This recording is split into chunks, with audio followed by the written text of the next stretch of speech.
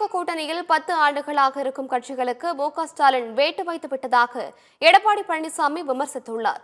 Chennai RK. நகர் சட்டமன்ற தொகுதியில் பிரச்சாரத்தில் ஈடுபட்ட அதிமுக பொதுச் செயலாளர் எடப்பாடி பழனிசாமி, அதிமுக ஆட்சி மலர்ந்ததும் திமுக ஆட்சியில் முடக்கப்பட்ட திட்டங்கள் மீண்டும் தொடரும் என்றும், புதிதாக பல்வேறு திட்டங்கள் நிறைவேற்றப்படும் எனவும் உறுதியளித்தார்.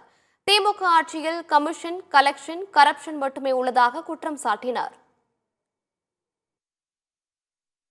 அம்மா உணவகம் வேண்டுமென்றே திட்டமிட்டு அரசியல் காழ்ப்புணர்ச்சியின் காரணமாக அம்மா உணவகத்தை சரிவர பராமரிக்கல.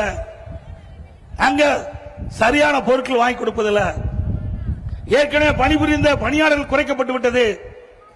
மீண்டும் அதிமுக ஆட்சி மலர்ந்தவுடனே அம்மா உணவகம் சிறப்பாக செயல்படும்.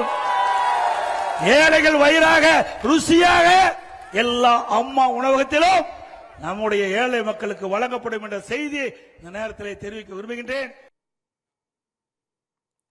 இதைத் தொடர்ந்து திருவொற்றியூர் சட்டமன்ற தொகுதி அதிமுக வேட்பாளர் குப்பனை ஆதரித்து திருவொற்றியூர் பகுதியில் எடப்பாடி பழனிசாமி பிரச்சாரம் மேற்கொண்டார்.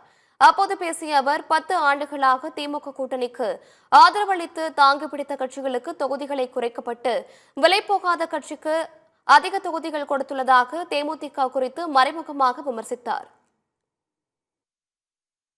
அந்த திராவிட முன்னேற்ற கழக ஆட்சியை தாங்கி பிடித்த கட்சிகளுக்கு ஒரு சீட்டு குறைவு.